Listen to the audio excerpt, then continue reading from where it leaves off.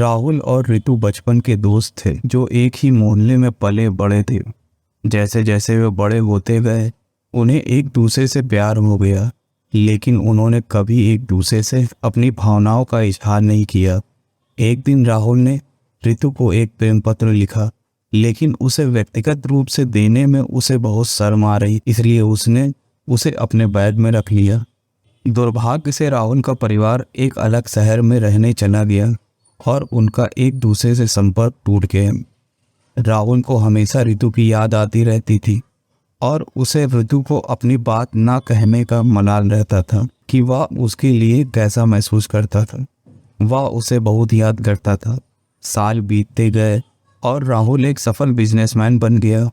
एक दिन अपने पुराने सामान को खंगालते हुए राहुल को वह प्रेम पत्र मिला जो उसने रितु के लिए लिखा था। उसने रितु को खोजने का और अपनी भावनाओं को बताने का फैसला किया। काफ़ी दिनों की तलाश के बाद आखिरकार राहुल को रितु मिल ही गई। इतने सालों बाद राहुल को देखकर वह हैरान रह गई, लेकिन वह राहुल को देखकर खुश भी थी।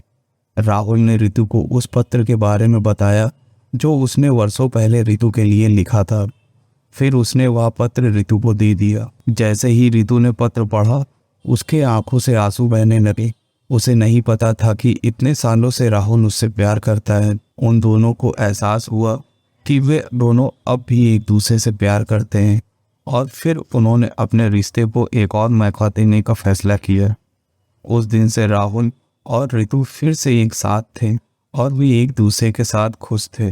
राहुल को आखिरकार अपना खोया हुआ प्यार मिल गया था और वे हमेशा के लिए खुशी से रहने लगे। ऐसी और कहानियाँ पढ़ने और सुनने के लिए हमारे चैनल को सब्सक्राइब करें। धन्यवाद।